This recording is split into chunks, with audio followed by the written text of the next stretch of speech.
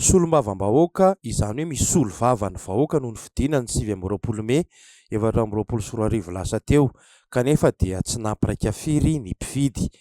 Mety antony mahatonga izany ny fiheveran'ny olom-pirenena hoe tsy misy akony tsara mivantana amin'ny fiainany akory ilay fifidianana. Vao miha mankivy ny olom-pirenena ny resaka adila politika, atoizay politika, sinema politika, adihevitra politika be tsy ahitana intsony hoe iza ny marina ary iza ny diso. Izany indrindra nefa no mahatonga mpanao politika sasany tena manararaotra tahaka ny Bangamiome amin'ny alina. Tsy manana na iza tahorana intsony fa dia manao izay mahadiavolana ny sainy ireto mpanao politika ireto.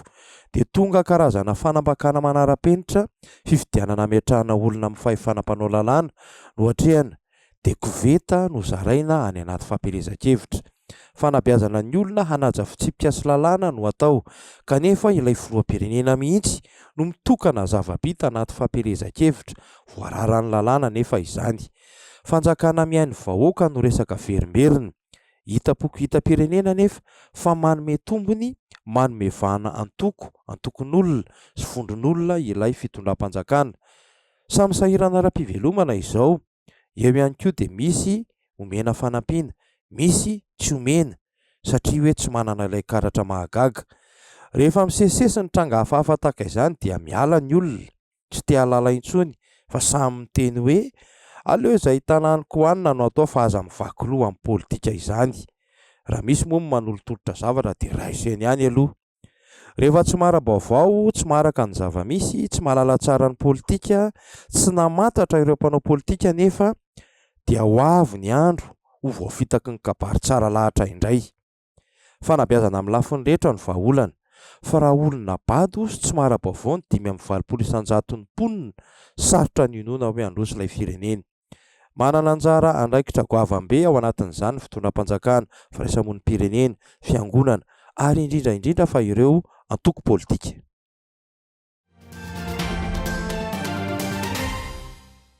Manoloana ny fandikan-dalàna, miharihary,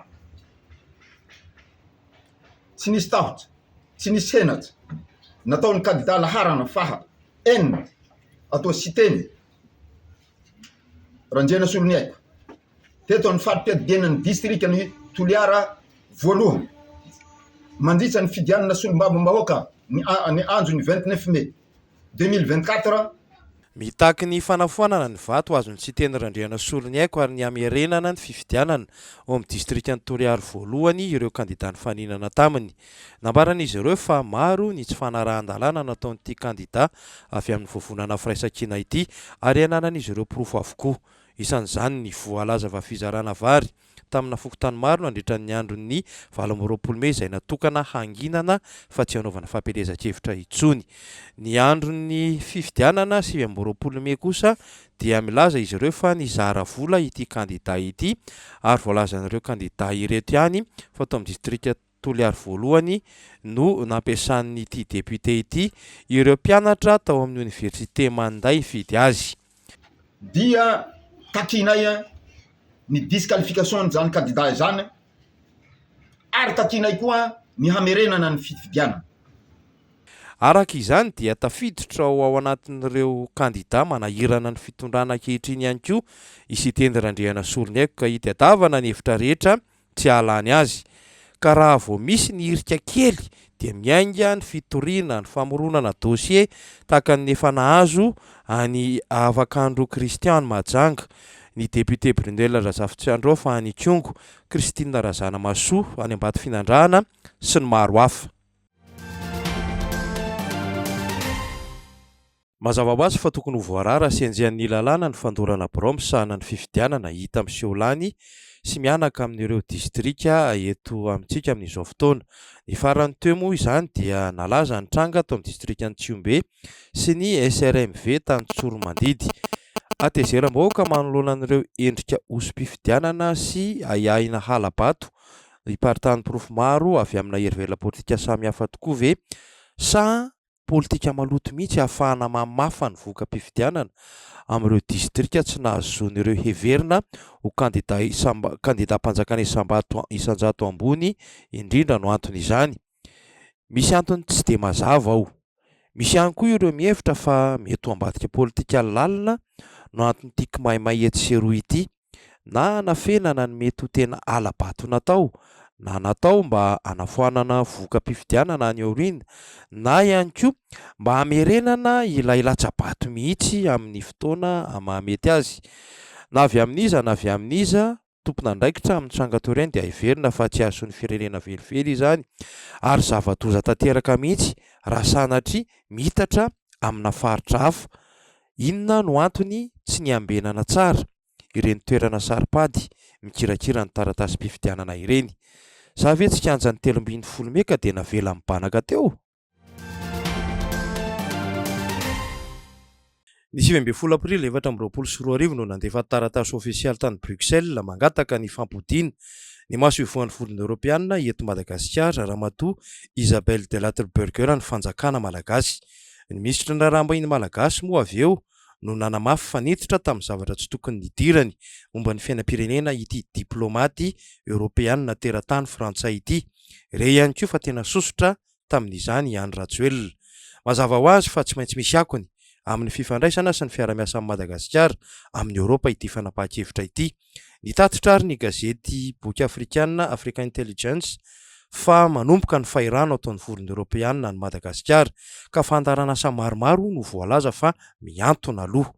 Anisany voakasika ny tetikasa roa lehibe izay mitetina 70 tapitrisa euro, ny iray mikasika ny roa ivoary ary ny iray mikasika ny fanofanana arakasa. Na hembotra amin'ny fotoana mbola tsy fantatra ny fanasoniavana izany. Io zany ny valikafatra voalohany avy amin'ny vondron'ny Europeanina no ilay fandroahana. Ny Frantsay sy ny Alemanina moa no tena matanjaka ao. Tsara ho marihana fa mahatratra 2,700 tapitrisa dolara ny vola natokany volon'ny Europeanina hanohanany any Madagasikara amin'ny sehatra samihafa toy ny foto-drafitrasa sy ny angovo fanohanana ny sehatra tsy miankina fampandrosoana ny tontolo ambanivohitra. Ny tapaky ny volana Jolay ho avy izao moa no tombanana handao tanteraka ny Madagasikara ramatoa Isabelle Delattre-Burger.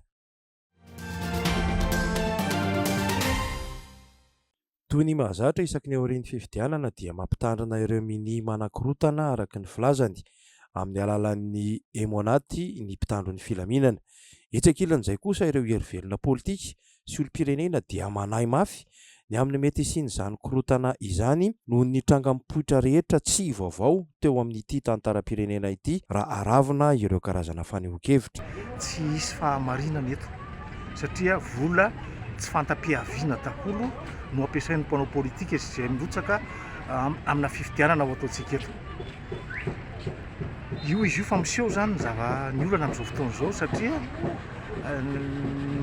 misy ny olana eraky ny distrika amin'izao fotoana izao ary tsy manaiky resy. Mazaka resy ve ny mpifaninana amin'ny fampiasam-bola io? Matoa ny tena miteny hoe tsy vahaolana ny fifidianana satria hatrany amin'ny ACC ange afaka miteny tsotra fotsiny rehefa misy ny requête hoe raisina fa tsy mitombona. Ny fisehony raha ny voka-pifidianana hitanay hatramin'izao amin'ny fironana dia hitanay fa tsy anana n'ilay atao hoe stabilité politika mihitsy ny fitondrana ankehitriny satria tena mifantipatra be amin'ny tokony azahoana n'izany stabilité politika izany ny voka-pifidianana ankehitriny misy. Nizaniza mitondra eo nizaniza mitondra eo.